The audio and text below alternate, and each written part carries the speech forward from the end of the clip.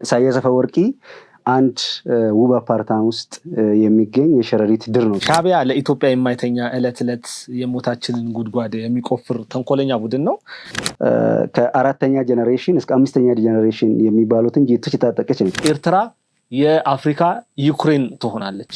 ጊዜ ጥሎት ሄዶ በጦርነት መበልጸግ የሚመኝ የአልቃይዳና የሐማስ መሪዎች ሳይቀሩ ከዚህ ሰው ክፋትን የሚማሩ ሰው ነው። 10 እና 15 ደቂቃውን ብቆጥር አብይ ሲሉ ነው የሚውሉት። ከመስከረም 30 በኋላ መንግስት የለም ከሚል ጩኸት ባለፈ አላየውም። ባለመኖር ውስጥ መኖርን የሚሰጡ ናቸው። በተዘዋዋሪም ይሁን በቀጥታ የኤርትራ እጅ አለበት። ዶክተር አብይ የልማታዊ አስተሳሰብ ያላቸው መሪ ናቸው። ሰው በሰው መተካት ለውጥ አይደለም። ሐሳብ በሐሳብ ሲተካ ግን ለውጥ ነው።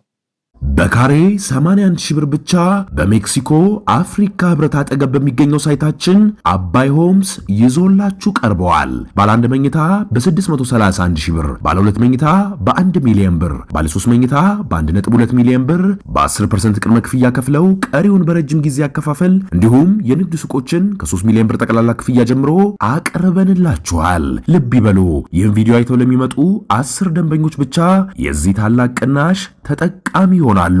ለበለጠ መረጃ ይደውሉ። አባይ ሆምስ።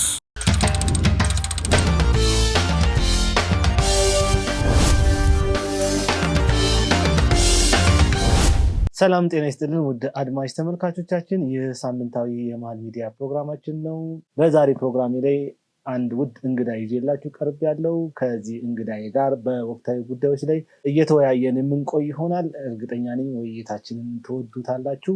እንግዲህ እንግዳዬ ራሱን ያስተዋውቅና ቀጥታ ወደ ጥያቄዎች የማልፍ ይሆናል። እሺ፣ አመሰግናለሁኝ። መምህር ብርሃኑ አለሙ እባላለሁ። ያለፉት 7 ዓመታት በለውጥ ላይ ናት ያለችው። በለውጡ መንግስት ደግሞ ከመጡ ከንቲባዎች መካከል ሁለተኛ ከንቲባ የሆነችው አዳነች አቤቤ ናት። አዳነች አቤቤን እንዴት መግለጽ እንችላለን? እሺ፣ አመሰግናለሁ ቢኒ። እንደምታወቀው የለውጡ መንግስት ካበረከታቸው ምርጥና ብርቅዬ መሪዎች አንዷ ናቸው። እንግዲህ በታሪክ አጋጣሚ ውስጥ መሪዎች በቅብብሎች ይመጣሉ። ክብርት ከንቲባ ወይዘሮ አዳነች አቤቤም 31ኛዋ የመጀመሪያ ሴት ከንቲባ፣ እንደውም ለመጀመሪያ ጊዜ በአፍሪካም ልንል እንችላለን በኢትዮጵያ ደረጃ 7 ዓለም አቀፍ ሽልማቶችን ጠራርጋ የወሰደች ነው በሰራችው ስራ። ክብርት ከንቲባ ወይዘሮ አዳነች አቤቤ የለውጡ መንግስት ለኢትዮጵያ ሕዝብና ለአዲስ አበባ ሕዝብ ያበረከታት የለውጡ ገጸ በረከት ናቸው። ይህንን ስል ጠቅላይ ሚኒስትር ዶክተር በ2010 ወደ ስልጣን በመጡበት ጊዜ ከሰላምና ከፖለቲካ እርምጃዎች ባሻገር በከፍተኛ ሁኔታ ሊያሳኩ የፈለጉት ራዕዮች አሉ። ከራዕዮቹም መካከል የመጀመሪያው የከተማ ገጽታ ግንባታ ነው። በተጨማሪም የአረንጓዴ ልማት ራዕዮች ነበሩት።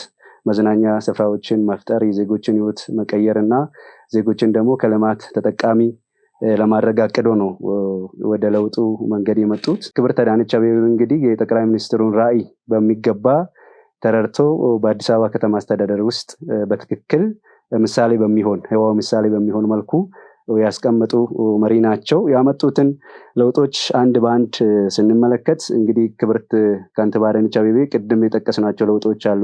ጠቅላይ ሚኒስትሩ ምንድነው ማሳካት የፈለጉት እንደ ሀገር ለውጡ ምንድነው ማሳካት የፈለጉ የሚለውን ስንመለከት የመጀመሪያው ሰላምን ማስፈን፣ የፖለቲካ ምህዳርን ማስፋት፣ የዜጎችን የልማት ተጠቃሚነት ማረጋገጥ፣ እንደገና የዜጎችን ህይወት ማሻሻል፣ የከተማውን ገጽታ ቀየርና ዜጎች ከልማቱ ተጠቃሚ እንዲሆኑ የመዝናኛ ስፍራዎችን መፍጠር፣ እንደገና ሰፋፊ መንገዶች በከተማ ውስጥ እንዲኖሩ ዓለም አቀፍ ስታንዳርድ የጠበቀች ከተማ እንድትሆን የፊልም ኢንዱስትሪያችን እንኳን ሲኒማ ኮሪደር ልማት በተጀመረበት አካባቢ ሁሉ ይከፈታል። እንግዲህ አሁን በቅርቡ የተመረቀውንም የሲኒማ አዳራሽ የምንመለከተው ነው፣ የሲኒማውን ፕላዛ።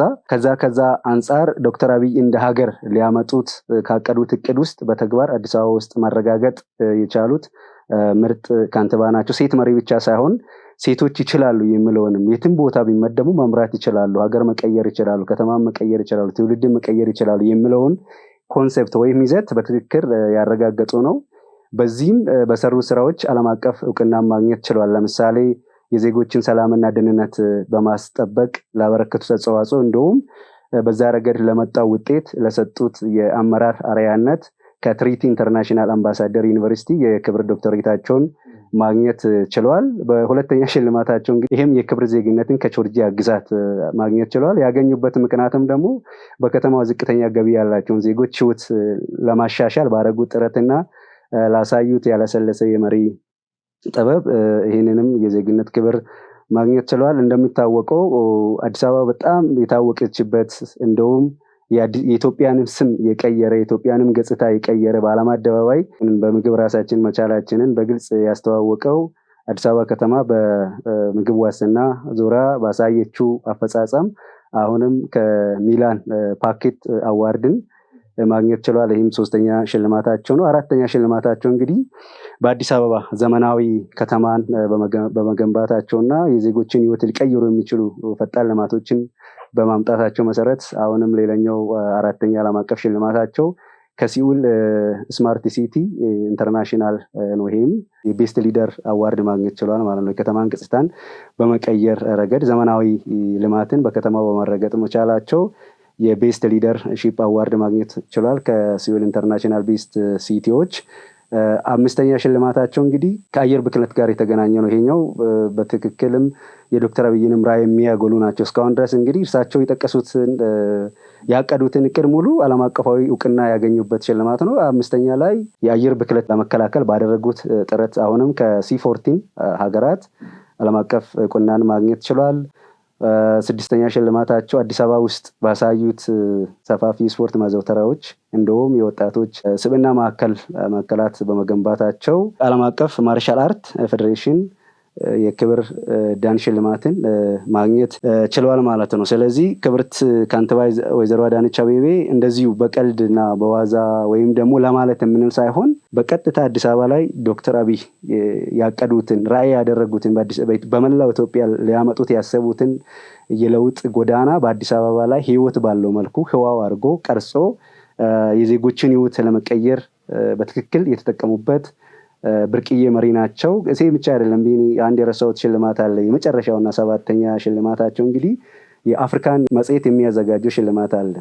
በዚህም ረገድ የአፍሪካን ሊደርሺፕ መጽሔት በሚያዘጋጀውም እውቅና ሽልማት ላይ ክብርት አዳነች አቤቤ የአፍሪካ ምርጥ ሴት መሪ ሆኖ መሸለም ችሏል። ይህም ሽልማቱ የሚያካትተው ክብርት ከንቲባ ወይዘሮ አዳነች አቤቤ በአመቱ ባመጡት ወይም በላቀ የአመራር ጥበብና በከተማ ውስጥ ላሳዩት ሁለንተናዊ እድገት የሚሰጥ ሽልማት ነው።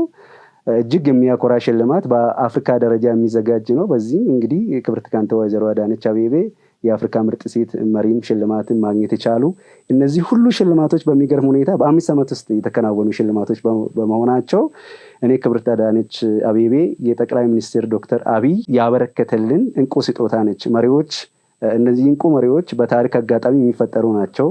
በመሪ ቅብብሎች ውስጥ የሚመጡ ናቸው። ክብርት አዳነች አቤቤን በብዛት በተሰራው ስራ ብዛት ብቻ ልንገልጻት አልችልም። ትርጉም ያለው ህይወት ያለው ስራዎች ናቸው የተሰሩትና ለምሳሌ ተማሪዎች ምገባን በቁጥር ልገልጸው አልችልም። የቀዳማይ ልጅነት ፕሮግራም ልጆችን በቁጥር ልገልጻቸው አልችልም። ምክንያቱም አንዲት እናት ተረጋግታ የስራ ቦታ ድረስ ልጇን አስቀምጣ በሚፈልግበት ሰዓት እንደ ሻይ እረፍት ወጥታ የምታጠባበት የምትከታተልበት አቅመ ደካሞችን በመመገብ ቤታቸውን በማደስ ለሀገር ባለውለታዎች የተሰጡ ቤቶች እንደገና ደግሞ ለአቅመ ደካሞች የሚሰጡ ቤቶች በቁጥር የምንገልጻቸው አይደለም። ሰብአዊነት ስለሆነ እነዚህ ነገሮች እንዴትም በቁጥር ልንገልጽ አንችልም። ህይወት ያለው ስራ ተሰርቷል አዲስ አበባ ላይ። የጠቅላይ ሚኒስትር ዶክተር አብይ አህመድም ራዕይም በትክክል የተተገበረበት ከተማ ክብርት ከንቲባም ይሄ ራዕይ ገብቷቸው የለውጡን ራዕይ እንድንቋደስ ያስቻሉንና የታቀዱ ለውጦችም ደግሞ በዓለም አቀፍ እውቅና እንዲያገኙ ጭምር የሰሩ ከንቲባ ናቸው ብዬ ነው ሊገልጻቸው የምችለው። ከንቲባ አዳነች አቤቤ በቀላሉ የምገልጻቸው ሰው አይደሉም። በጨለማ ውስጥ የተገኙ ብርሃን ናቸው። እኚህ ሴት አዲስ አበባ ላለፉት 130 ዓመታት በታሪኳ ያረጀ ያፈጀ ማንነት ነው የነበራት። የቆሸሸ ማንነት ነበር። ያንን የቆሸሸ ማንነቷን የቀየሩ ሴት ናቸው። አዲስ አበባ ስሟ አዲስ አበባ ሲሆን ምግባሯ ሌላ የነበረ ማለት ነው። ስሟ ሲቀር ምግባሯ ያ የቆሸሸ ማንነቷ ተቀይሮ እውነትም አዲስ አበባ እንድትመስል ማድረግ የቻሉ ከንቲባ ናቸው። ደከመኝ እንኳን አይሉም። ሌብነትን በፍጹም ማትወድ ሴት ናት። በእርግጥ ይሄ ባህሪዋ ድሮም የነበረ ባህሪ ነው። ሰርቶ የማሳያ ጠንካራ ምልክት ሴት ናት።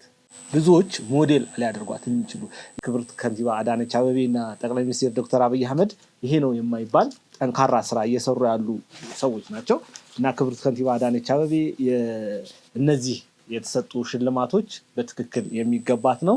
እንዲሁም ብዙዎች ለማያውቁት ዛሬ በደንብ አድርገህ ገልጸህልናል። በጣም አመሰግናለሁ። እኚህ ሴት ትችት የሚያስፈራት ሴት አይደለችም። ስድብ የማያስደነግጣት ናት። አፋቸውን በእሷ ሲያላቅቁ የነበሩ መስራትን የማይወዱ መተቸት የሚቀናቸው ሰዎች እንኳን በአሁኑ ሰዓት በክብርት ከንቲባ አዳነች አቤቤ ብቃት አምነዋል።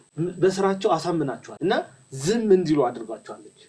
ክብርት ከንቲባ አዳነች አቤቤ ጠንካራ ስራ የምትሰራ ሴት ናት። ይቺ ሴት የችግርተኞች እናት ናት። ከፈረሰ ቤትና ካዘመሙ ጎጆዎች አውጥታ ዘመኑን የዋጀ የመኖር ተስፋን የሚቀጥል ዘመናዊ ቤት ውስጥ ማህበረሰቡን ያስገባች ሴት ናት። የአዳነች አቤቤ መወለድ ለአዲስ አበባ ተስፋ ነው። እዚህ ላይ የሚጨምረው ነገር ካለ ጨምር። ክብርት ከንቲባ አዳነች አቤቤ ወደ አዲስ አበባ ከተማ አስተዳደር የመጡት በለውጡ መንግስት ነው። የለውጡ መንግስት ምን ነበረ ያሰበው? ምንድነው አላማው? ምንድነው ራዕይ ያደረገው ከመለው አንፃር ነው ብቻ ነው ያነሳው እንጂ ለምሳሌ ክብርት ከንቲባ አዳነች አቤቤ 2010 ናሴ ላይ ነው ናሴ 12 አካባቢ ነው ወደ አዲስ አበባ ከተማ አስተዳደር የመጡትና በዛን ጊዜ የነበረው የአዲስ አበባ በጀታዊ ዓመት ወደ 39 ወደ 40 ሚሊዮን አካባቢ ነበረ። 2013 የነበረው የአዲስ አበባ በጀት እንግዲህ ወደ 56 ቢሊዮን ብር ያሳደጉ፣ ቀጥሎ 2014 ላይ ስንመለከት ደግሞ ከ56 ወደ 70 ያሳደጉ፣ 2015ን ስንመለከት ደግሞ ከ70 ወደ 100 ቢሊዮን ብር ያሳደጉ፣ 2016ን ስንመለከት ከ100 ወደ 141 ቢሊዮን ያሳደጉ፣ እንደገና አሁንም 2016ን በጀት ስናይ የ2016 በጀት እንግዲህ በጣም ስር ነቀል ለውጥ የመጣበት 230 ቢሊዮን አካባቢ በጀቱ የአዲስ አበባ ከተማ በጀት ያደገበት፣ አሁን ዘንድሮ እንግዲህ 2018 ላይ ስንመለከት ደግሞ የአዲስ አበባ በጀት ወደ 250 አካባቢ አድጓል። እንግዲህ ከ230 250.14 አካባቢ ይመስለኛል ወደዛ ቢሊዮን ያደገው። የበጀቱ እድገት የአዲስ አበባ ከተማን መረዳት፣ አቅሟን መረዳት፣ ያላት ሪሶርስ በከተማው ህዝብ ከተማው ውስጥ ያለውን የኢኮኖሚ አቅም በመረዳት በየአመቱ የኢኮኖሚ በጀታቸውን እያሳደጉ በመምጣት ከተማ አስተዳደር ወይ ውስጥ መለወጥ የሚገባቸውን በትክክል በተሰጠለት ሰዓት የሚቀየሩ ካንተባም ናቸው። እንግዲህ 2018 እቅድ ያደረጉት ቢኒ አንተም እንደምታውቁ አዲስ አበባ ላይ በጣም የቤት ችግርና የውሃ አቅርቦት ችግር እንዳለ እናውቃለን። ጠቅላይ ሚኒስትር ዶክተር አብይ አህመድም በሚሊዮኖች ቤቶችን ግንባታ ለመገንባት እቅድ ይዟል። የአዲስ አበባ ምክር ቤትም በግልጽ በክምር ቤት አጸድቋል። 2018 በጀት ዓመት ሊሰራቸው ያቀደው የቤቶች ግንባታ ላይ እና የውሃ አቅርቦት ላይ ነው። አንዳንድ እንግዲህ አክቲቪስቶች ወይም ደግሞ የከተማዋን እድገት ጠል የሆኑ እነዚህ የሚዲያ ሰዎች አዲስ አበባ ብልጭልጭ አቁማለች ምናምን የሚል አይነት ትችት ነው። አንድ መንግስት በትክክል ስትራቴጂክ የሆነ እቅድ አውጥቶ ነው የሚሰራው። በ5 ዓመት ውስጥ ባመጣው ለውጥ አዲስ አበባ ውስጥ የታዩ የመዝናኛ ስፍራዎች አሉ፣ የመንገድ ግንባታ አለ፣ የትምህርት ቤት ግንባታ፣ የጤና፣ ሁሉን ነገር አዲስ አበባ ኢንፍራስትራክቸሯ ዓለም አቀፍ ይዘት ያለው እንደሆነ አድርጓል። ቀጥሎ ያለው የህዝብ ችግር ምንድነው? አንገብጋቢ የህዝብ ችግር ምንድነው ወደምለው ቀጣይ ስቴፕ ሄዳል ማለት ነው። ቀጣይ ስቴፕ ላይ ደግሞ ያገኘው ይሄንን በከተማው ልማት ክፍተት የተገኘበትን ከደፈነ ጋፑን የተወሰነ ቀዳዳዎችን መድፈን ከቻለ ቀጥሎ ያለው ስቴፕስ ምንድነው? ህዝቡ ምንድነው ይፈልጉ?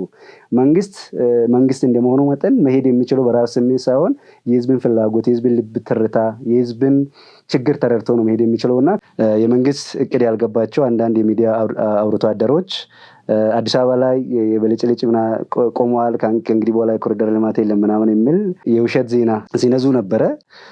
የሚነዙት ወሬ የመንግስትን ስትራቴጂክ እቅድ ካለማወቅና መንግስት በየአንዳንዱ አመት ምን አይነት እቅዶችን ማከናወን እንደሚችል ካለመረዳት የተነሳ ነው። እንግዲህ ዶክተር አብይ አህመድ የህዳሴ ግድብ ላይ በቀቡት ቃል ወይም ደግሞ ባሳወቁን በ5 ዓመት ወደፊት 5 ዓመት ውስጥ አከናውናለሁ ብሎ ከቀቡት ቃል ውስጥ አንደኛው በሚሊዮኖች የሚቆጠሩ የቤቶች ግንባታ መገንባት ነው። አዲስ አበባ ከተማ አስተዳደር ደግሞ እዚህኛው የዶክተር አብይ ራዕይና እቅድ ላይ በመቆም የራሱን እቅድ አቅዷል። የ2018 የአዲስ አበባ ከተማ አስተዳደር እቅድ ቤቶች ግንባታን ማከናወንና የውሃ እጦትን ወይም ደግሞ የውሃ አቅርቦትን ማስፋት ያንን ነገር ማድረግ ነው እቅድ ያደረገው። ለዚህም የሚሆን ትክክለኛ በጀት ታቅዷል ብዬ አስባለሁ። እንግዲህ ቢኒ እንደነገርኩ 230 ወደ 350 ቢሊዮን አካባቢ ብር ነው የታቀደለት ለዚህ በጀት። በእርግጠኝነት ለሚመጡት ቀጣይ ዓመታት አዲስ አበባ ላይ የቤት እጦት ታሪክ ሆናል ብዬ አስባለሁ። ምክንያቱም ክብርት ከንቲባ አዳነች አቤቤ ከዚህ ቀደም በነበሩ የልማት ፕሮግራሞች ላይ ያሳዩት ቁርጠኝነት አሁን ደግሞ በዚህ በቤት እጦትና በውሃ አቅርቦት እጥረት ላይ ሚና ያለው ስር ነቀል ለውጥ ያመጣል ብዬ ነው የማስበው። እንግዲህ አሁን 1 ሚሊዮን ቤት ማለት እንግዲህ በአባወራ እንኳን ብናሰላ አንድ ቤት ውስጥ 2 ወይ 3 ሰው ቢኖር እንኳን ለ3 ሚሊዮን አካባቢ ህዝብ እፎይታን የሚሰጥ ፕሮጀክት ነው እና የጠቅላይ ሚኒስትር ዶክተር አብይ አህመድ መንግስትም ሆነ የአዲስ አበባ ከተማ አስተዳደር የህዝብን ፍላጎት ምንድነው ህዝቡ የሚሻው፣ ምንድነው ህዝቡ የሚፈልገው፣ ምንድነው ህዝቡ ችግር፣ እንዴት ነው ችግሩን መፍታት የምንችለው የምለውን ነገር ለመፍታት ያለውን የከተማን ሀብት በማሰባሰብ የከተማን አቅም በማሰባሰብ የሄዱበት ርቀት እጅግ የሚያስደስትና የሚያስመሰግን ነው ለማለት ያህል ነው። ጥሩ። በወቅቱ እነዚህ የሚቃወሙ ሰዎች አዲስ አበባ የነበረ ታሪኳን በምትቀይርበት ሂደት ውስጥ አንዳንድ ቃላቶችን ሲጠቀሙ ነበር። ምንም እንደዚህ አይነት ስራዎች ብልጭልጭ ናቸው፣ አይጠቅሙም፣ ለከተማም ለህዝቡም ለማንም የሚጠቅሙ አይደለም እያሉ ሲተቹ ነበረ።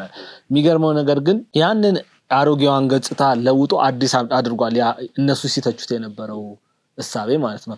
አሁን ደግሞ በጠቅላይ ሚኒስትር ዶክተር አብይ አህመድ አነሳሽነት የተናገሩትን ንግግር ክብርት ከንቲባም ወስደው እንደ ከተማ በዚህ ዓመት የኮሪደር ልማት ላይ አናተኩርም፣ የቤት ልማት ላይ ነው የምንሰራው ሲሉ እንዴ ለምን ደግሞ ብልጭልጩ ቀረ? ብልጭልጭ ሲሉ የነበሩ ሲያንቋሽሹ የነበረው እንዴት ለምን ቀረ?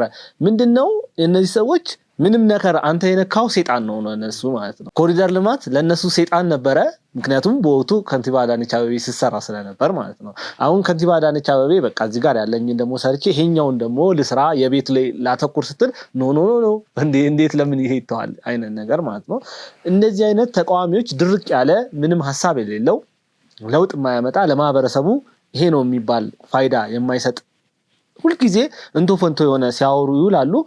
ክብርት ከንቲባ አዳነች አቤቤ ደግሞ ላለፉት እንግዲህ 5 ዓመታት የሰሩት ስራ ይሄ ነው የማይባል ስራ ነው። አሁን ደግሞ የቤት ችግር በአዲስ አበባ ውስጥ ከፍተኛ ነው፣ ያንን ለመፍታት እንሰራለን ብለዋል። ደግሞ ያደርጉታል። በአንድ ዓመት ያቀዱትን ሲያደርጉ ስላየን ማለት ነው። በወራቶች ምን ያህል ቤት ሲሰሩ እንደነበረ እያየን ነው። በዚህ በኮሪደር ልማት ውስጥም በሌሎች ፕሮጀክቶች ውስጥም እኮ ቤት ሲሰራ ነበር በክረምት ውስጥ። ስለዚህ ሲያደርጉ ነበር እና ይሄንን ማድረግ እንደሚችሉ በደንብ አምናለው፣ ያደርጉታልም። ከዛ ውጪ ቅድም ነካ አድርገን ያለፍነው ነገር አለ። አንድ ነገር እሱ ላይ በጣም ሪሊፍ የሚሰጥ ነገር ነው ማንሳት የምፈልገው ነገር ይሄ የትምህርት ቤት ምገባ በተደጋጋሚ ተነስቷል። በርግጥ ግን በሌላ ወይ ብናየው ደስ የሚለኝ ነገር ምንድነው? ለምሳሌ ከረንትሊ ለሰራተኞች ደሞዝ ተጨምሯል። የመንግስት ሰራተኞች ማለት እኔ መንግስት ደሞዝ ጭማሪ ያደረገው አሁን አይደለም። ለኔ በተለይ የመንግስት ትምህርት ቤት ውስጥ ለሚያስተምሩ እናቶች ቀድሟል ደሞዝ ከተጨመረ ብዬ ነው የማስበው። ምክንያቱም ቁርስና ምሳ ምን ያህል ያወጣል ያንን ብለን ብናስብ፣ ለምሳሌ በትንሹ ለአንድ ልጅ ቁርስ ለማውጣት እንደው በትንሹ 50 ብር ብትፈጅ፣ ለምሳ 50 ብር ብትፈጅ እንደው በትንሹ ነው የምልህ፣ ከዛ በላይ ነው የሚፈጀው 100 ብር በለው። በ22 የትምህርት ቀናቶች አሉ 2200 ብር ነው ለአንድ ልጅ አንድ ወላጅ የሚያወጣው ማለት ነው። 2 ልጆች 3 ልጆች 4 ልጆች ሲኖሩት ይህንን መምታት ነው። ስለዚህ በእያንዳንዱ ሰው ላይ ደሞዝ ተጨምሯል ማለት ነው። የልጆችን ምሳ የልጆችን ቁርስ እኔ ችያለሁ ማለት የቤትህን ወጪ እኔ ተጋርቻለሁ ማለት ነው። አንድ የመንግስት ሰራተኛ 5000 ብር ተከፋይ የሆነ ቢኖር ለአንድ ልጅ ከተማ አስተዳደሩ ቅድም ባሰላነው መሰረት 2200 ብር ወጪ እያደረገ ነው። ያ ማለት 7200 ብር ደሞዝተኛ አድርጎታል ማለት ነው። ደሞዝ አሁን አይደለም የተጨመረው ያኔ ነው የተጨመረው ለማለት ነው። ወደ ሁለተኛው ጥያቄ ስናል በቀዳማይ እመቤት ዝናሽ ታያቸውን እንዴት መግለጽ እንችላለን? ትክክል ነው ቢኒ። እኔ የብልጽግና መንግስት በሴቶች በጣም እያስገረመን ነው ያለው። ክብርት ቀዳማዊት እመቤት ዝናሽ ታያቸው ዘመናዊ ፖለቲካ ከተጀመረበት ጊዜ ጀምሮ ካሉት ቀዳማዊ እመቤት እውነትም ቀዳሚ ያደርጋቸዋል ስራዎቻቸው።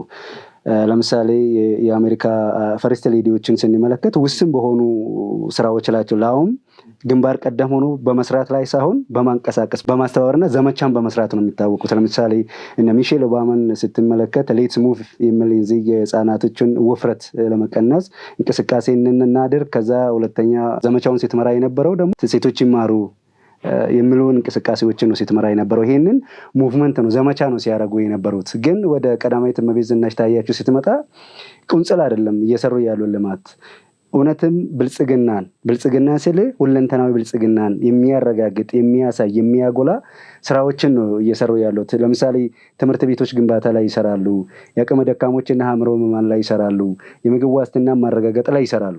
3 ፕሮጀክት በዋነኝነት የሚሰራው የቀዳማዊት እመቤት ጽሕፈት ቤት 3 መሰረታዊ ችግሮችን ለመፍታት እና ሁለንተናዊ ብልጽግናን ለማረጋገጥ ለማገዝ ግንባር ቀደም ሆኖ እየተጉ ያሉ እኔ መሪ ብላቸው ነው። ቀዳማዊት እመቤት ብቻ ሳይሆን የመሪ ሚና እዚህ ጋር እየተወጡ ያሉት። ለምሳሌ አቅመ ደካሞችን ከመርዳት አንጻር ስናነሳ አቧሪ አካባቢ ባለ 11 ወለል ህንፃ 2 መገንባት ችሏል። እዛ ስር ደግሞ እንደገና የዳቦ መጋገሪያና የእንጀራ መጋገሪያዎች እንዲጠቀሙ እንዲያበስሉበት እሱን ሸጦ እንዲተዳደሩ ይሄንን እድል መፍጠር ችሏል። ሁለተኛ ላይ ስናይ በትውልድ ላይ በጣም ሰርቷል። አሁን ለምሳሌ ወደ 35 አካባቢ የሚደርሱ ትምህርት ቤቶችን በኢትዮጵያ ውስጥ መክፈት ችሏል። እነዚህ 35 ትምህርት ቤቶች ደረጃቸውን የጠበቁ ዓለም አቀፍ ስታንዳርድ ናቸው። እዛ ውስጥ ዜጎች ወደ 40 ሺህ የሚሆኑ ተማሪዎች የትምህርት እድል እንዲያገኙ ያስችሏል። የትምህርት እድል ስል ዝም ብሎ ለመማር ሳይሆን መሰረት ፋሲሊቲው እየተሟላ ከሚገርም የእግር ኳስ ሜዳዎቻቸውን ስታይ ፉትሳል ናቸው የሚማሩበት፣ ሴቶች ንጽህናቸውን የሚጠብቁበት ማቴሪያል የተሟላ ነው። የውሃ አቅርቦት አለ። ሁሉንም አንድ ትምህርት ቤት ዓለም አቀፍ ትምህርት ቤት ሊያሟላ የሚገባውን ፋሲሊቲ ኦር አክሰስ አሟልተው ነው እነዚህ ትምህርት ቤቶች የተገነቡት። ግማሾቹ በጠቅላይ ሚኒስትር ዶክተር አብይ የመደመር መጽሔቶች ድጎማ ተደርጓል ሲሰሩ ናቸው። ሌላው ደግሞ ራሳቸው ቀዳማዊት እመቤት የተለያዩ ባለሀብቶችን በማስተባበር የተለያዩ ፈንዶችን ሬስ በማድረግ የሰሩ ትምህርት ቤቶች ናቸው። ይህም ብቻ አይደለም። አዲስ አበባ ላይ እንግዲህ በአንድ ቀን 1 ሚሊዮን አካባቢ ዳቦ ማምረት የሚችል የዳቦ ፋብሪካን መገንባት ችለዋል። አፋር አካባቢ ስንሄድ ወደ 30,420 ኩንታል ስንዴ መፍጨት የሚችል እንደገና ደግሞ ወደ 300,000 ዳቦን በአንድ ቀን ውስጥ መጋገር የሚችል ሁለገብ የዱቄት መቀነባበሪያና የዳቦ ፋብሪካን መገንባት የቻሉ ጀግና ሴት ናቸው። በዚህ ብቻ አይደለም፣ እንደገና በምግብ ዋስትናም ላይ ይሰራሉ። ለምሳሌ በምግብ ዋስትና ላይ ወደ በሻሻ አካባቢ የሻይ እርሻ አለ። ያንን እርሻ ከዶክተር አብይ ጋር በመሆን የሚከታተሉት እርሳቸው ናቸው። በአቮካዶ ምርት ላይ ይሰራሉ። በሌላ መንገድ በሻሻና አጋራው አካባቢ ሆንም ብዙ የመንገድ ግንባታዎች ላይ እየተሳተፉ ይገኛሉ። እንደገና በኢትዮጵያ ታሪክ እጅግ የሚያስመሰግናቸው ስራ የሰሩት እነዚህ የአካል ጉዳተኞች ትምህርት ቤቶችን ከፍቷል። ደረጃቸውን የጠበቀ ለአካል ጉዳተኞች ለመማር ምቹ የሆኑ ትምህርት ቤቶችን ገፍቷል። ከሚገርም እያንዳንዱ 35 ትምህርት ቤቶች ውስጥ በተገቡ ትምህርት ቤቶች ውስጥ አካል ጉዳተኞችን ታሳቢ ያደረገ ነው። ቢኖሩም ባይኖሩም ኢንክሉሲቭ የሆነ የትምህርት ስርዓትን ለመፍጠር ያለመ ትምህርት ቤቶች ናቸው ሲከፈቱ የነበሩት። ኖርማሊ ስናይ ክብርት ዝናሽ ታያቸውን እኔ በፖለቲካ ዓለም የሚወዳደራቸው የለም። እኔ እንደውም የምትመስለኝ ዲቦራ የምትባላለች በመጽሐፍ ቅዱስና ለ20 ዓመታት ባርነት ውስጥ የነበሩ ህዝቦችን ከባርነት ያወጣች፣ ፍትህን ያረጋገጠች፣ የዳኝነት ስርዓቱ ላይ ስትሳተፍ የነበረ በምስጋና ፈጣሪዋን ሌት ተቀን የምታመሰግን ሴት ነች። ዲቦራ በብሉይ ኪዳን ውስጥ የምናገኛት ሴት ነች። ክብርት ዝናሽ ታያቸውን ስናይ ለመጀመሪያ ጊዜ በዚህ በኩል የዓለማዊ ስራዎችን ይሰራሉ፣ በሌላ በኩል ደግሞ ፈጣሪያቸውን በትክክል የሚያመሰግኑ ናቸው። ከምስጋና መዝሙራቸው የሚያገኙትን ገቢ ደግሞ ለምሳሌ መቄዶንያን ይደግማሉ። ታውቃለህ፣ ለመቄዶንያ እና ለበጎ አድራጊ ድርጅቶች ያውላሉ። ለራሳቸው ኪስ ሳይሆን ፈጣሪያቸውን አመስግኖ ከሚያገኙትም ገቢ ጭምር እንግዲህ ለበጎ አድራጎት አገልግሎቶች የሚያውሉ ቀዳማዊ እመቤት ናቸው። ለእኔ ክብርት ቀዳማዊት ዝናሽ ታያቸው ቁንጽል የሆኑ ስራዎችን ሳይሆን ለሀገሪቷ የሚበጅ ትውልድን የሚገነባ ሁለንተናዊ የሆነ ስር ነቀል ለውጥ ለማምጣት የሚተጉ ቀዳማዊ እመቤት ናቸው ብዬ ነው ልገልጻቸው የምችለው። ታላቅ የምስራች! በ4,400,000 ብር በአጠቃላይ ክፍያ የቤት ባለቤት የሆኑ ሜሬት ፕሮፐርቲስ በሪል ስቴት ዘርፍ እንዲሁም በኮንስትራክሽን 2 አስርት ዓመታትን ያስቆጠረው ድርጅታችን አሁን ደግሞ ሰፊ ሙያዊ ክህሎት ተላብሶ የፖስቴንሽን ኮንስትራክሽን ቴክኖሎጂ ተጠቅሞ በውባ ፒያሳ ዘመናዊ መኖሪያ አፓርትመንት ቤቶችን በተመጣጣኝ ዋጋ አቅርበንሎታል። አራዳ ፓርክና ወዳጅነት ፓርክ ከፊትና በስተጀርባ ያደመቁት የውብ መንደራችን 2 ቤዝመንት ያለው እስከ 4ኛ ወለል ደረጃውን የጠበቀ ሞል እንዲሁም ባልተለመደ መልኩ 5ኛና 6ኛ ተጨማሪ የመኪና ማቆሚያ ሆኖ ያገለግላል። ለደንበኞች ጥራትና ምቾት የሚተጋው ድርጅታችን ሜሪትስ ፕሮፐርቲ በዚህ መንደር መዋኛ ገንዳ፣ ጂምናዚየም፣ ደረጃውን የጠበቁ ሰፋፊ ሊፍቶች፣ ምቹና በቂ የመኪና ማቆሚያ ቦታዎች፣ ዘመናዊ የደረቅ ቆሻሻ ማስወገጃ፣ አውቶማቲክ ጄኔሬተር የተገጠመለት የከርሰ ምድር ውሃና ለተለያዩ አገልግሎቶች የሚውሉ ሰገነት አካቷል። ከባለ 1 እስከ ባለ 3 መኝታ ቤቶችን በ10% ቅድመ ክፍያ ከ441 ሺህ ብር ጀምሮ የቤት ባለቤት ይሆኑ። እንዲሁም 70% ለሚከፍሉ ደንበኞቻችን 30% ልዩ የማስታወቂያ ቅናሽ ይዘንሎት መጥተናል። ታዲያ ይህ ቅናሽ የሚቆየው ለ10 ተከታታይ ቀናት ስለሆነ በ0941 44 7879 ላይ ይደውሉ። ቀዳማዊ እመቤት ዝናሽ ታያቸውን በሚገባ ገልጸሃቸዋል። ብዙ እዚህ ላይ የሚጨምረው ነገር የለም። ጠቅላይ ሚኒስትር ዶክተር አብይ አህመድ ወደፊት ካመጣቸው መሪዎች መካከል ክብርት ከንቲባ አዳነች አቤቤን አንስተናል። እነ ዶክተር ሂሩትን እነ ዶክተር ኤርጎጌ ተስፋዬን ማንሳት እንችላለን። እነዚህ ሴቶች ዝም ብሎ ሴቶች አይደሉም። ሴት ስለሆኑ በኮታ የተሾሙ አይደሉም። ስራ ሰርተው ማሳየት የቻሉ ሴቶች ናቸውና በጣም ኢትዮጵያ በሴቶች በኩል መስራት እንደሚችሉ ጠቅላይ ሚኒስትር ዶክተር አብይ አህመድ አሳይቶናል ማለት ነው። ሶስተኛው ጥያቄያችን የግብፁ መሪ አብዱል ፈታህ አልሲሲ በተደጋጋሚ እያስፈራራ ይገኛል። የግብፅ ማስፈራሪያ ምን ወዴት ሊሄድ ይችላል? እውነት እነዚህ ሁለቱ ሀገራት ወደ ጦርነት የሚገቡበት እድል ይኖራል? ትክክል ነቢኒ። አሁን ውጥረት ውስጥ ነው ያለው አልሲሲ፣ በጣም ውጥረት ውስጥ ነው ያለው። የኢትዮጵያ ዲፕሎማሲ ያሸንፈዋል። የህዳሴ ግድብ ተጠናቋል። ህዳሴ ግድብ መጠናቀቁ ብቻ ራሱ ሌላ የዲፕሎማሲ ጫናን ይፈጥራል። አሁን የግብፅ ጥያቄ ውሃን በጋራ እናስተዳደር ነው።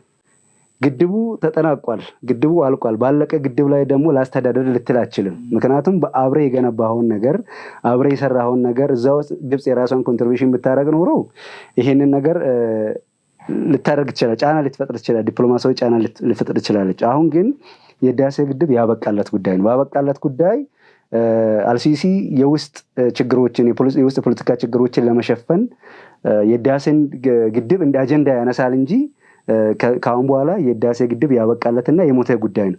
ወደ ጦርነት ሊያመራ የሚችል እድል የለም። እድሉ ተዘግቷል።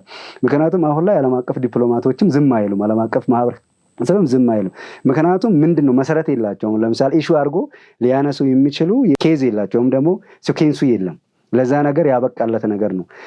ስለዚህ ሁለቱም ሀገራት በምስራቅ አፍሪካ የሚገኙ የተሻሉ ኃይል አስተላለፍ ያላቸው ሀገሮች እንደመሆኑ መጠን ጦርነቱ ቢነሳ አብዛኛውን የአፍሪካ ቀንድ ያለውን የፖለቲካ ስርዓት ያቃውሳል ብሎ ስለሚያስቡ ዓለም አቀፍ ዲፕሎማቲኮች እዚህ ላይ ጫና ስለሚፈጥሩ አልሲሲ ጉዳይ እንደው ለጩኸት እንዲህ እየሰራው ነው ብሎ ህዝቡን ለማታለል የሚያደርጉ ጥረት ካልሆነ በስተቀር ኢትዮጵያን የሚጎዳትን ነገር የለም። ለጦርነትም የሚጋብዝበት እድሉ ወይም ደግሞ ለጦርነት የሚዳርጉ የጦርነት በሮች የሚከፈቱበት እድሎች ዝግ ናቸው ብዬ ነው የማስበው እኔ በዚህ ዙሪያ። ግብፅ ያው ማስፈራራቷ እንደቀጠለ ነው። ከህዳሴው ግድብ ምርቃት በኋላ ወደ 3 ጊዜ በመሪዋ በኩል ማስፈራራትን አድርጋለች። ከዛ የበዘለለ ደግሞ በውጭ ጉዳይ ሚኒስቴሯ በድር አላቲ አማካኝነትም የተለያዩ ማስፈራሪያዎችን እያደረገች ነው። ያው ካፌ የዘለለ ነገር ታደርጋለች የሚባል ነገር አይኖርም። በቀጥታ መጣ ጦርነት ትገጥማለች የሚል ነገር የለም። ግን ምን ልታደርግ ትችላለች? እንደኔ እሳቤ ያው እናሁን በድር አላቲም ወደ ሱዳን አምርቶ ነበረ። ወደ ሱዳን በሄደበት ወቅት የሱዳኑ ጀነራል አብዱል ፈታህ አልቡርሃንን ለማግኘት ሞክሯል። ጀነራል አብዱል ፈታህ አልቡርሃን እና መሐመድ ዳጋሎ መካከል ደግሞ አለመስማማት አለ። ያንን አለመስማማት ግብፅ ተጠቅማ ኢትዮጵያ ውስጥ ያሉ ህዋትና ፋኖ ቀጥታ ሱዳን ከነ ጀነራል አብዱል ፈታህ አልቡርሃን ጋር የመገናኘት እድል አላቸው። ምንድነው የምታደርገው? ግብፅ ቀጥታ መታ ጦርነት አትገጥምም። የሀገር ውስጥ አማጽያን ደግሞ ከነዚህ አካላቶች ጋር በመገናኘት ያንን መሳሪያ በመጠቀም ኢትዮጵያ ውስጥ ቀውስ ሊፈጥሩ ይችላሉ። ግብፅ ልታደርግ የምችለው መንገድ ይሄ ነው። ሌላኛው ግብፅ ታደርጋለች ብዬ የማስበው መንገድ ምንድነው? ከኤርትራ ጋር ያላትን ግንኙነት በመጠቀም ነው። እዚህ ጋር አንድ ማንሳት የሚፈልገው ነገር አለ። ከህዳሴ ግድብ ጋር ተያይዞ አብዱል ፈታህ አልሲሲ የሚያመጣው ዲፕሎማሲያዊ ጫና አለ ብለን ልንል አንችልም አሁን። ምክንያቱም ወደ ጦርነት ሊጋብዝ ቀጥታ ጦርነት አንተ እንዳልከው በእጅ አዙር የሚኖሩ ጦርነቶች ይኖራሉ። ነገር ግን ያ ነገር አብቅቷል። ለምሳሌ ወታደራዊ አሰፋፈር ጋር ከተነሳው ከዚህ ከሶማሊያ ጋር ባነሳው ቁጥር አሁን በጀት የአረብ ሀገራት በጀት አንደጉሙም ብሏል። ኦልሬዲ አጣብቅኝ ውስጥ ነው ያለው የግብፅ ወታደሮች ማለት ነው። ሶማሌ ላይ ለማረፍ ራሱ በቀጥታ የበጀት እጥረቶች እንዳጋጠሙት የዓለም ሚዲያዎች እየዘገቡ ነው የሚገኙት። ይሄ የሚያሳየው የኢትዮጵያ ዲፕሎማሲ ጫና ነው። ምክንያቱም ከዚህ በፊት ኢትዮጵያ የአረብ ሊግ አባልም አልነበረችም። አሁን አረብ ሊግ አባልም ለመሆን እያደረገችው ያለው ጥረት የህዳሴ ግድብ መጠናቀቅ ራሱ ዲፕሎማሲ ነው። አሁን ራሱ የዲፕሎማሲ ጫናን ማቅለል መቻሉ የግብፅን አካሄድ ወይም ደግሞ የአልሲሲን አካሄድ አጣብቀኝ ውስጥ ያስገባ ጉዳይ ነው። አሁን በቅርቡ የዶናልድ ትራምፕ ምስራቅ አፍሪካ ከፍተኛ አማካሪ የነበረው ግብፅ ከጸባጫሪ አነጋገሯ ወይም ደግሞ መግለጫዎች መቆጠብ እንዳለባትና የህዳሴ ግድብ ጉዳይ ያበቃለት ጉዳይ እንደሆነ በግልጽ አስምሮ የተናገሩበት ሁኔታ ነው ያለው። ምክንያቱም ከአሁን በኋላ የህዳሴ ግድብ ተጠናቋል፣ በዲፕሎማሲ መንገድ የሚሆን እንጂ በጦርነትና በዛቻ በማስፈራራ የሚሆኑ እድሎች የሉም፣ አማራጭ የላቸውም ማለት ነው። አሁን ደግሞ የኢትዮጵያ መንግስት እንደ አዲስ እሱንም አጀንዳ አድርጎ ቀይ ባህር ይገባኛል መውሰድ አለብኝ፣ ኢኮኖሚ ላይ የሚያመጣው አሉታዊ ተጽዕኖ አለ፣ ኢኮኖሚ ላይ ብቻ ሳይሆን ሰላም ላይ ራሱ ተጽዕኖ አለብኝ እያለ ነው። ስለዚህ ይህንንም ለዓለም አቀፉ ማህበረሰብ እያሳወቀ በሚገኝበት ሂደት ላይ ስላለ እኔ ምናልባት በእጅ አዙር የሚታረገው ነገር እንደቀጠለ ይሆናል። ይህንን ደግሞ አንድ የቀራት የዚህ የቀይ ባህር ጉዳይ ነው። እሱንም ደግሞ እንግዲህ አሁን መንግስት በጀመረው ዲፕሎማሲያዊ ጫናም ሆነ የፖለቲካዊ እርምጃዎች ያንንም እናሳካልን ብዬ አስባለሁ። ኢሳያስ አፈወርቂ በኢትዮጵያ የውስጥ ፖለቲካ እየገባ ኢትዮጵያን እያተራመሰ ይገኛል። በተለያዩ መልኩ ማለት ነው። ጽምዶ በሚል ከህወሓት ጋር በመፍጠር እንዲሁም ፋኖን በመርዳት የተለያየ ችግሮችን እየፈጠረ ይገኛል። የኢትዮጵያ መንግስትም ለተባበሩት መንግስታት ደብዳቤ አስገብቷል። ያው በኤርትራ መንግስት በተያያዘ መልኩ ማለት ነው። ያው የኤርትራ መንግስትም ምላሽ ሰጥቷል በዚህ ጉዳይ ላይ።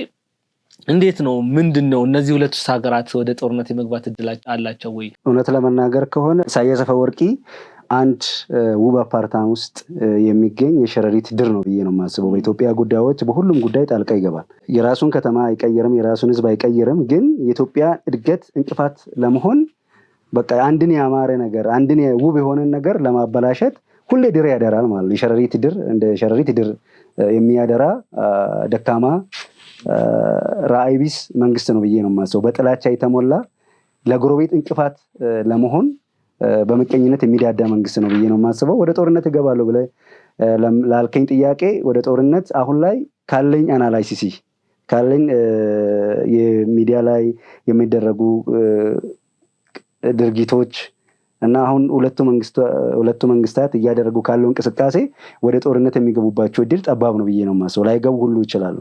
ይህን ነገር የሚያስቀረው አሁን የኢትዮጵያ መከላከያ መጠናከር በራሱ ጦርነቱን ያስቀራል ብዬ ነው የማስበው። አንተ ጦርነት ሊገጠም የሚችለው አቻ ከሆነ አካል ጋር ነው እንጂ ዝም ብለህ ጦርነት መቅጠም ስላለብህ ወይ ደግሞ ጥቅም ለማስከበር ወይም ደግሞ የአንድን የጎረቤት ሀገር እድገት ስለተመቀኘ ብቻ ዘለ ጦርነት ውስጥ አትገባም። ምክንያቱም እንግዲህ እኔ እንደ ኢሳያስ አፈወርቂ እውነት የጦር ሜዳ ስታተሱን አናላይዝ የሚያደርግ ከሆነ ኢትዮጵያ ያለችበትን ሁኔታ እያየ ጦርነት ውስጥ ይገባል ብዬ አላስብም። ኢትዮጵያ አሁን ላይ ባለው የመከላከያ ደረጃ ከአራተኛ ጀነሬሽን እስከ አምስተኛ ጀነሬሽን የሚባሉትን ጄቶች የታጠቀች ነች።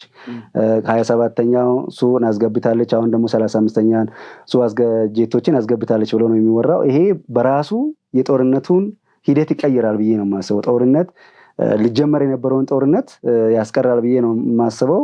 ሁለተኛ አብዛኛውን ምርት መከላከያውን በራሱ አቅም ማምረት ጀምረዋል። መከላከያ ምስጥር ነው። ኢትዮጵያ መከላከያ አሁን እንደዚህ ቁጥራዊ የሆኑ ዳታዎችን አናላይዝ እያደረግን የምንተነትን ሳይሆን ምስጥራዊ ኃይል ሆኗል። መከላከያ በሰው ብዛትም ወደ 530,000 አካባቢ እግረኛ ወታደር አሉ ተብሎ ይታመናል። ሁለተኛ ድሮኖች በቀን እንግዲህ በመቶ ሺዎች የሚቆጠር ድሮን የሚያመርት ተቋም ሆኗል።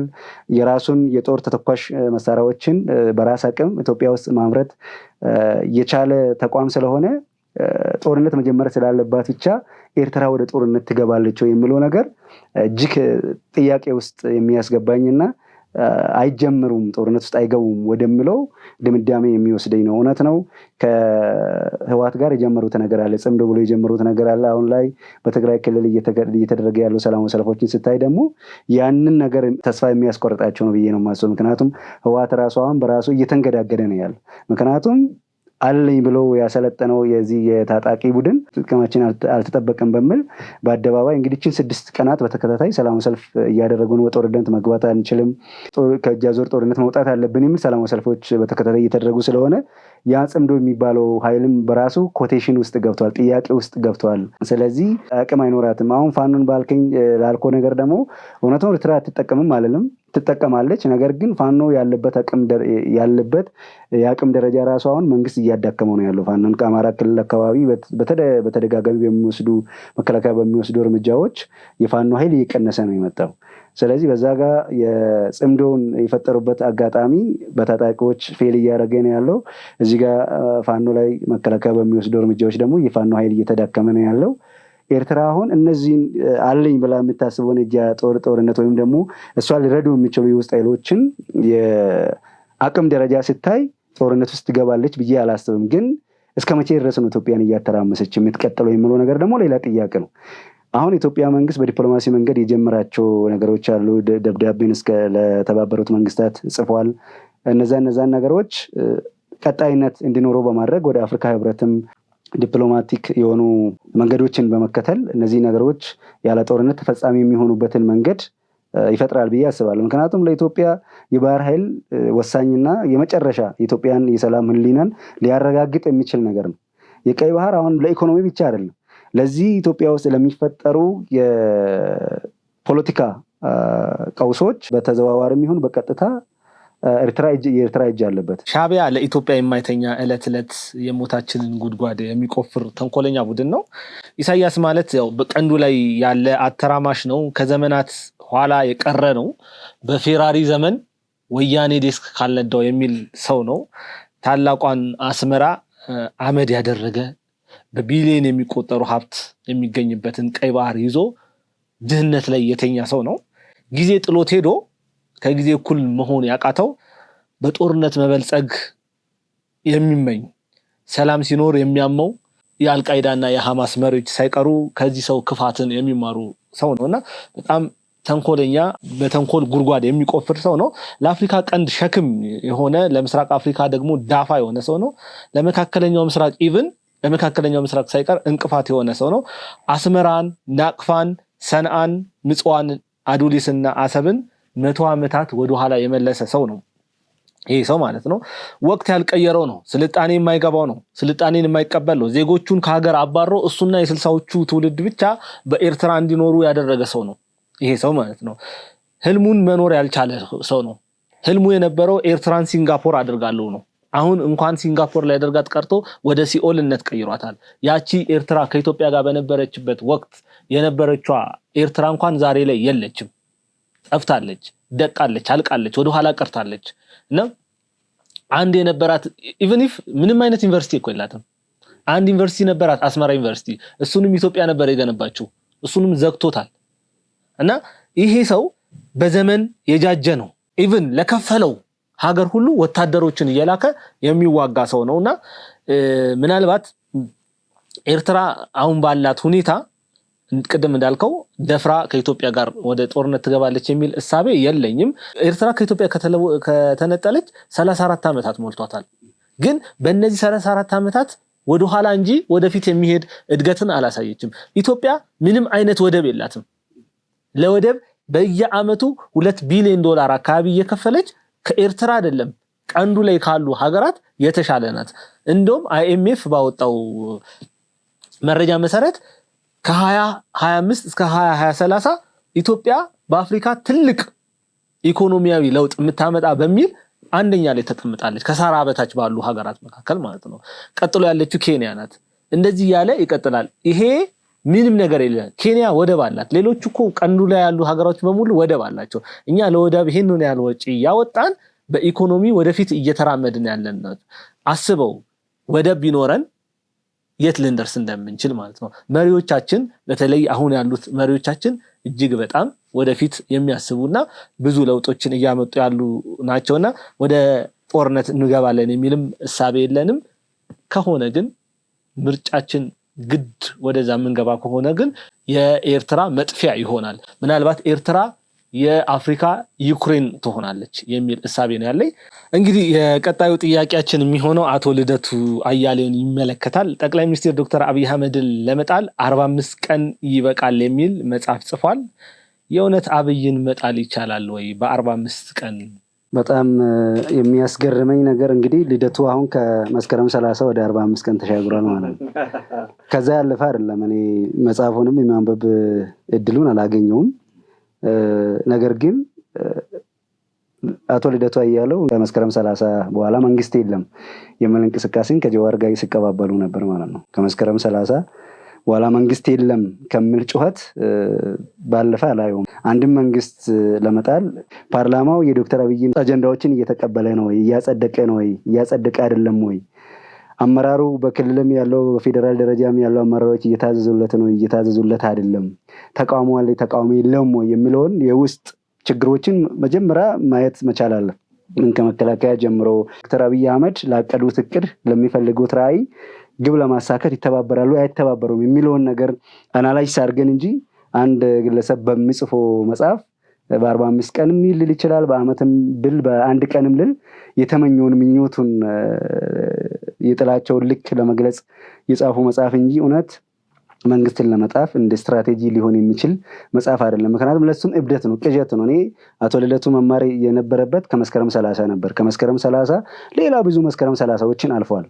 ከዛ መታረም ሲገባው አሁንም ሌላ ተጨማሪ ቃል ኪዳን እየገባ ነው ማለት ነው። በ45 ቀን ቀኑን እየቆጠር ነው እንግዲህ አሁን ኦልሬዲ ወደ 15 ቀን ነው ደርሰናል መሰለኝ። 30 ቀን ቢቀረን ነው እኔ ከሰማሁት መረጃውን ከሰማሁት ጊዜ ራሱ ጀምሮ እና ሌላ ቅዠት ነው። ቅዠት ምኞት ካልሆነ በስተቀር መንግስትን በ45 ቀን ውስጥ ሊያስጥል የሚችል መጽሐፍ ይሆናል ብዬ አላስብም። እኔ ይሄ መጽሐፍ እውነት ጠቅላይ ሚኒስትር ዶክተር አብይ አህመድን ለመጣል የታቀደ መጽሐፍ ሳይሆን ኦልሬዲ ጽፌዋለሁ በምን አይነት መልኩ ገንዘብ ላገኝ የሚል እሳቤ ነው። ዶክተር አብይ አህመድን ካየ ለነዚህ ሰዎች የእንጀራ ገመዳቸው ነው። በየቀኑ የሱን ስም እየጠሩ ነው ገንዘብ የሚሰሩት ሜክ የሚያደርጉት። ዩቲዩብ ላይ ተቀመጥ 1 ሰዓት ፕሮግራም ካላቸው ምናልባት 10 እና 15 ደቂቃውን ብቆጥር አብይ አብይ አብይ ሲሉ ነው የሚውሉት። ቢኮዝ እንደዛ ካላሉ ያ ዩቲዩብ አይሰማውም። ከነገና ደረጃ ሀብተወልድ የሚባል ሰው አለ ዩቲዩብ ላይ ያለው ማለት ነው። ላለፉት በርካታ ዓመታት ጠቅላይ ሚኒስትር ዶክተር አብይ አህመድን ሲሰድብ ውሎ የትም እኮ ተገናኝተው አያውቁም። የትም ቦታ አብረው ቁጭ ብለው ሻይ ቡና ተባብለው የማያውቁ ሰዎች መጽሐፍ ጻፈ። መጽሐፍ ሲጽፍ ርዕሱ ምን አለው? እኔና ዶክተር አብይ አለው። ያ ምን ማለት ነው? መጽሐፉ እንዲሸጥለት ካለው እንትን ነው። ስለዚህ አሁንም እኔ የሚመስለኝ አቶ ልደቱ እሳቤው በ45 ቀን ዶክተር አብይ አህመድን እንጥላለን ካላለ መጽሐፉ አይነበብለትም። ስለዚህ የአብይን ስም እዛ ውስጥ ካላካተተ የአብይን መንግስት እዛ ላይ ካላካተተ መጽሐፉ ይሸጥለታል ብዬ አላስብም። ስለዚህ ኢኮኖሚ ዋይዝ ነው ይሄንን ነገር ያደረገው የሚል እሳቤ ነው ያለኝ። እነዚህ ሰዎች ከዛ ውጭ አይተ ከሆነ ለምንድን ነው በምርጫ መንግስትን ማውረድ የሚፈሩት? ለምንድን ነው ምርጫ ላይ መወዳደር? ሁልጊዜ ነውጥ ካልሆነ በነውጥ ካልሆነ መንግስትን ለመጣል ፍላጎት የላቸው። አይተ ከሆነ ቁጭ ብለው ሲያወሩ አምባገነን የሆነውን መሪ እንጣለው በቃ ወይ ሽግግር መንግስት ወይ የሆነ ነገር ነው ሲጠይቁ የምታየው። ኔፓል ችግር ካለ የኔፓልን ወደ ኢትዮጵያ ማምጣት፣ ማዳጋስካር ችግር ሲኖር የማዳጋስካርን ይዞ መተንተን፣ ከዛ የጠቅላይ ሚኒስትር ዶክተር አብይ አህመድን ለመጣል እንደዚህ አይነት ጥረቶችን ማድረግ። ምርጫ አለ፣ ትክክለኛ መንገድ አለ፣ በየ5 ዓመቱ የሚደረግ ምርጫ አለ። በዛ መልኩ ጠቅላይ ሚኒስትር ዶክተር አብይ አህመድን መጣል ይቻላል። ምክንያቱም ጠቅላይ ሚኒስትር ዶክተር አብይ አህመድ እየሰራ ነው ብለን ካላመንን ማህበረሰብ ነው አይደለም ምርጫን ውጤት የሚሰጠው። ስለዚህ ገብቶ በመወዳደር እንደዚህ አይነት ነገሮች ቢመጡ ጥሩ ነው። አንለስ አዘርዋይስ በ45 ቀን ኦኬ እንዳለው እንጣል ካልን ፕራይም ሚኒስቴሩን እንጣል ካልን ፕራይም ሚኒስቴሩን ለማንሳት ብዙ ሙቮች ይነሳሉ። እነዛ ሙቮች ኢትዮጵያን ነው ሊያወድሙ የሚችለው። ኢትዮጵያን በማውደም ውስጥ ግን ለውጥ መጣ ነው ወይ የሚባለው ነው። እርስ በርስ በመገዳደል ውስጥ እርስ በርስ በመጫረስ ውስጥ የኢትዮጵያን ኢኮኖሚ ወደ ኋላ ከማስቀረት ውጪ የተሰሩ ኢንፍራስትራክቸሮችን እንደ አዲስ እንዲወድሙ ከማድረግ ውጪ ለውጥ ሊመጣ አይችልም። ሰው በሰው መተካት ለውጥ አይደለም። ሐሳብ በሐሳብ ሲተካ ግን ለውጥ ነው። ልደቱ አያሌው አሁን ኦሬዲ ስራዋን በትክክል ሳትሰራ እድሜዋን በትክክል ሳትጠቀም የወጣትነት ጊዜዋን ዕውቀቷን ሳትጠቀም ድንገት 50 ዓመት የሞላች ሴት ልጅ ግን በ20 እና በ30 ዓመት እያለች ልታሳካቸው የምትፈልገውን ስኬቶች ወይም ተግባራቶች 50 ዓመት ላይ ሆና እንደመመኘት ነው የሆነው። አቶ ልደቱ አያሌው ብዙ የፖለቲካ እድሎች ነበሩት። ጠቅላይ ሚኒስትር ዶክተር አብይ አህመድን አብረን እንስራ ብሎ ወደ ሀገር ውስጥ ገብቷል። እንዲያማክረውም ጥሪ አድርጎለታል።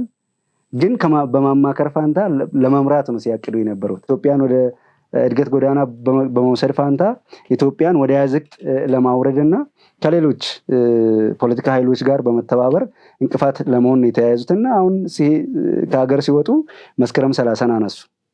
ቀጥለው ደግሞ 45 ቀን ማንሳት ጀምረዋል። ዞሮ ዞሮ ይኸው መመኘት ይችላሉ። እንግዲህ ብዙ መስከረም 30ዎችን ሲመኙ ከነበረበት ጊዜ በኋላ ዶክተር አብይ ከምርጫ በኋላ ከ2013 በኋላ ምን ስኬቶችን ያሳኩ የምንለው አንደኛ የህዳሴው ግድብ እጅግ የሚያስመሰግን በወርቅ ቀለም የተጻፈ ኢትዮጵያን የዲፕሎማሲን ከፍታ ከፍ የሚያደርግ የሀገርን ታሪክ የሚቀይር ካሁን በኋላ ለምንሰራቸው የልማት ስራዎች እንኳን እንደ ሞቲቬሽን ሊሆንን የሚችለው ፕሮጀክት ነው። ያንን ፕሮጀክት ከግብ ማድረስ ችሏል። ከስንት ሰንሰለት የአሻጥር ሰንሰለት አውጥቶ ዛሬ ለስኬት ማድረስ የቻሉ ልማታዊ መሪ ናቸው። አሁን ደግሞ እንግዲህ እድሜ ልካችን ስንመኝ የነበረው በዩቲዩብ ስንሰማ በተለያዩ በሚኒስትሪ ሚዲያዎችም ስንሰማ በዲጂታል ሚዲያዎችም ስንሰማ ስንመኝ የነበረውን የዚህ የተፈጥሮ ጋዝ ፋብሪካን የአፈር ማዳበሪያን አሁን ባለፈው እዚህ ጋር ቢሆን ብለን ነበር ስናወራ ነበረው። አሁን ኦልሬዲ ሆኗል።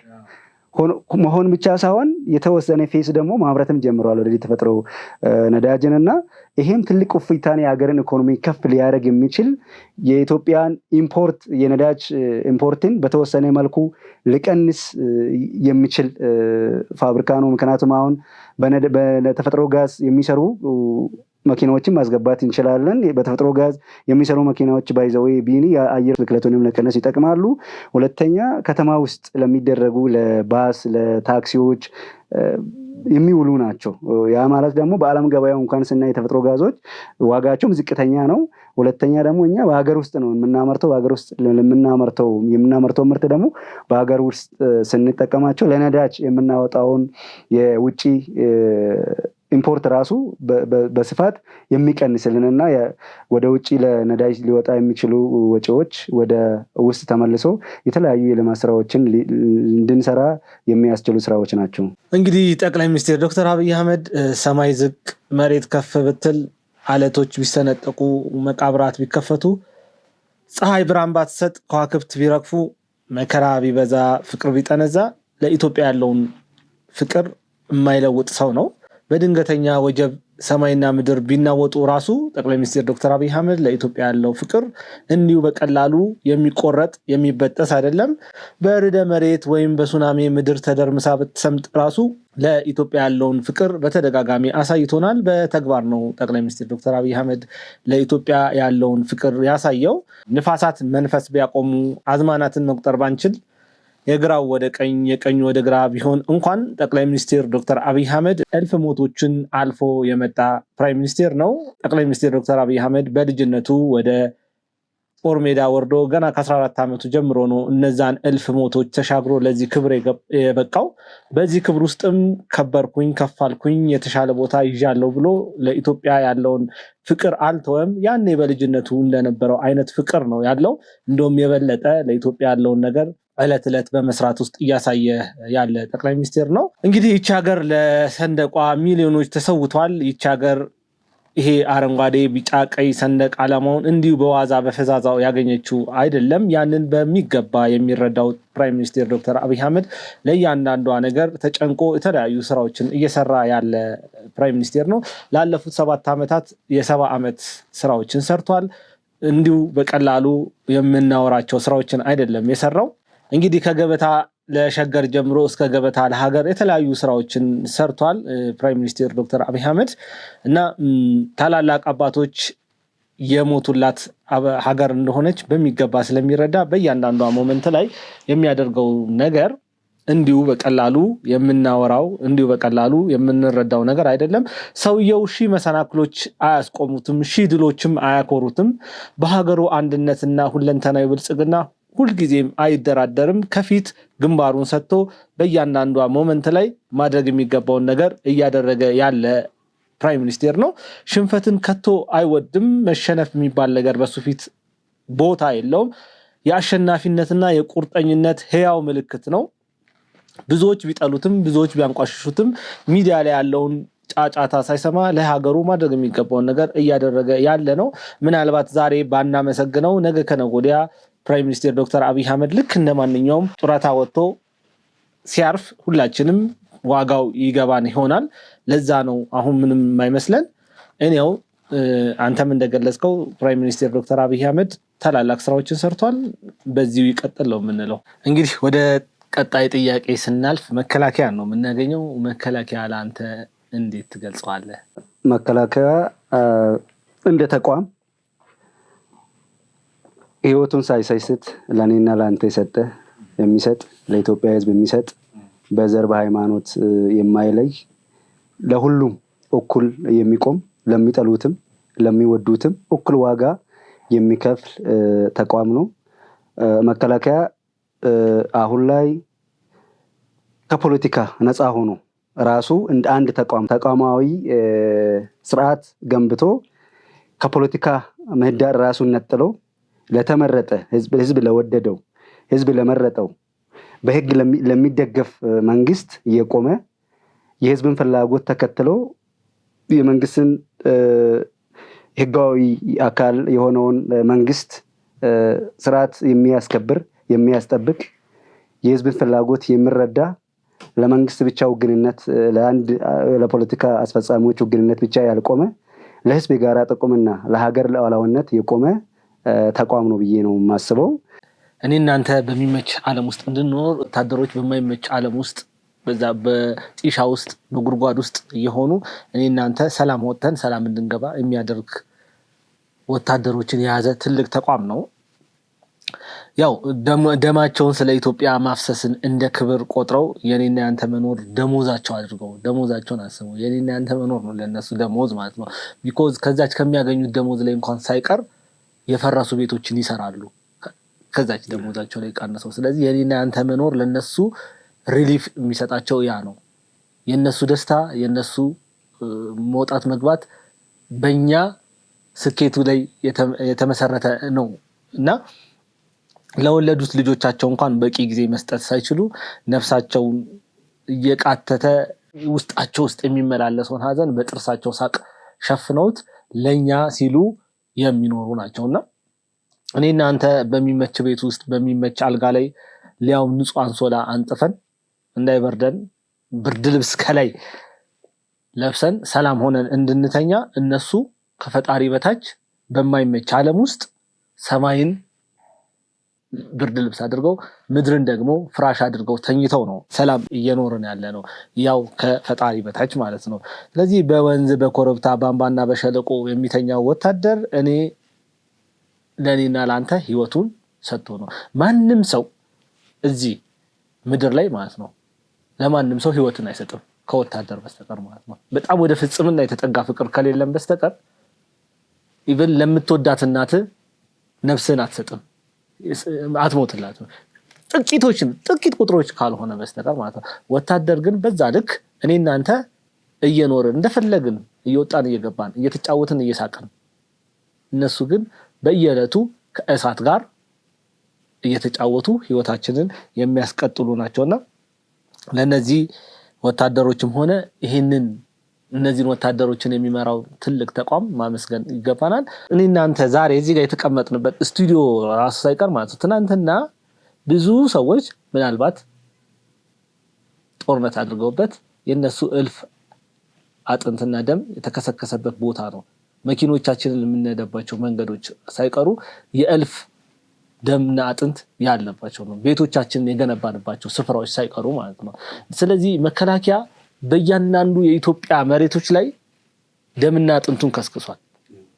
ስለኔና ስለአንተ ስለ ሌሎች ዜጎች ጭምር ማለት ነው እና ባለመኖር ውስጥ መኖርን የሚሰጡ ናቸው። በትክክል አሁን ያለው ትውልድ ያለው ብዙ ከኛ በፊት የነበሩ በመከላከያው ሲስተም ውስጥ ያሉ ሀገር ወዳድ ወጣቶች ወንድሞቻችን ዋጋ ከፍሎ እኛ ትውልድ ቀጣይነት እንዲኖረው ማድረግ ችሏል። ያለ መስዋዕትነት የመጣ አይደለም። ትውልዱንም በለው መሬቱንም ኤቭሪቲንግ አሁን ያለው ስርዓትም አሁን ያለው ትውልድ ዋጋ የተከፈለበት የሰው ህይወት የጠፋበት የሰው አጥንት የተከሰከሰበት ሰው ደም የተፈሰሰበት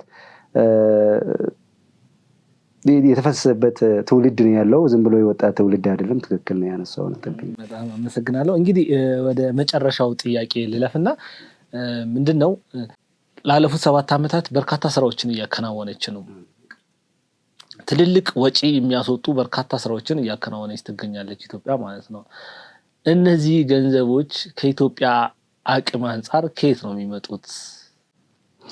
በትክክል ቢኒ እንግዲህ ቅድም አንስተናል መጀመሪያ ላይ እንዳነሳ ነው ጠቅላይ ሚኒስትር ዶክተር አብይ አህመድ ወደዚህ ወደ ፖለቲካው ስርዓት ወይም ደግሞ ወደ አዲስ የለውጥ ጎዳና ሲመጡ እቅድ ያደረጉት የመጀመሪያው ነገር ሰላም እና የፖለቲካ እርምጃዎችን ማስተካከል ነው። ፖለቲካ እርምጃዎችን መውሰዱ። ከዛ ቀጥሎ ምንድነው የሀገርን ሀብት ማወቅ። የሀገርን ሀብት ማወቅ ብቻ ሳይሆን የሀገርን ሀብት አውቆ ዜጎች ከሀብት ተጠቃሚ እንዲሆኑ ማድረግ እና የሚሰሩ ልማቶች ደግሞ በትክክል ታርጌትድ ሆኖ ሊስት ሆኖ ራዕይ የተደረጉ ልማቶች ናቸው። ልማቱ ከየት መጣ ለምትለኝ ኢትዮጵያ እንግዲህ ሰፊ መሬት አላት፣ ሰፊ ህዝብ አላት። በሚሊዮን የሚቆጠር በመቶ ሚሊዮን የሚቆጠር ህዝቦች አሏት። በብዙ ሄክታር የሚቆጠር መሬት አላት።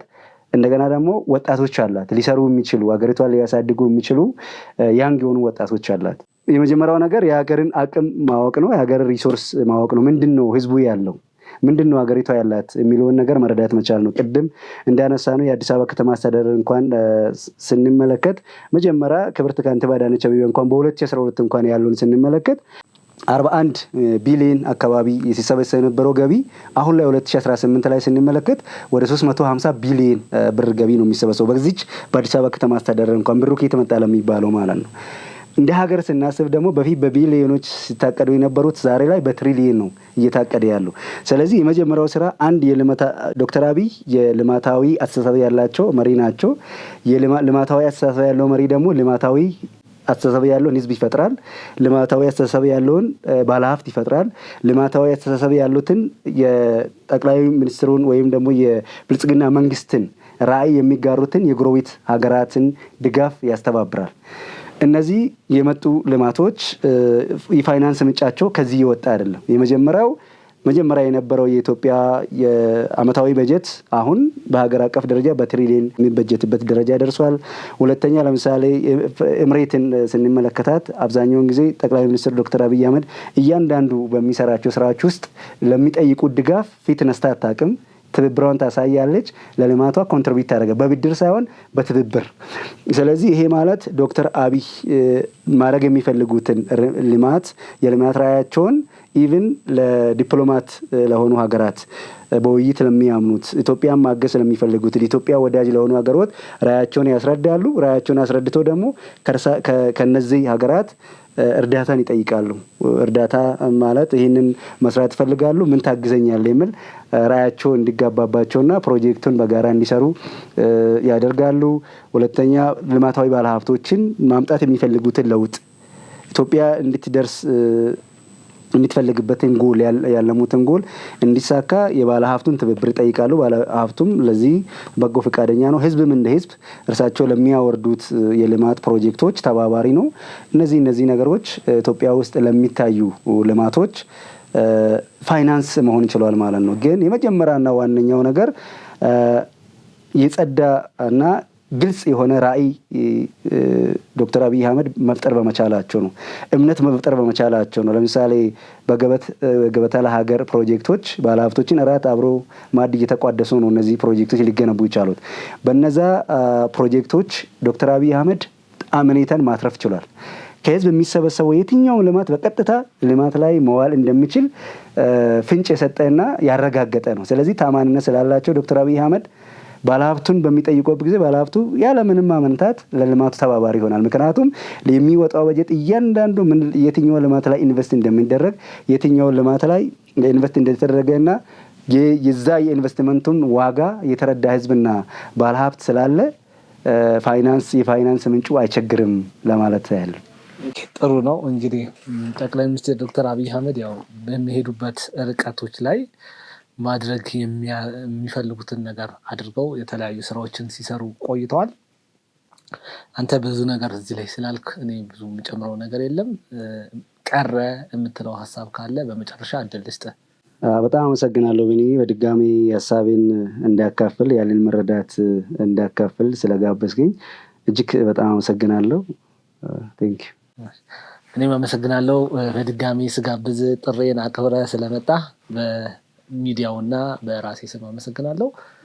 ውድ ተመልካቾቻችን ይህ መሀል ሚዲያ ጅማት ፕሮግራማችን ነበር። በሚቀጥለው ሳምንት ከሌላ እንግዳ ጋር የምንገናኝ ይሆናል። በእኔ በኩል አበቃው። መልካም ውሎ ይሁንላችሁ።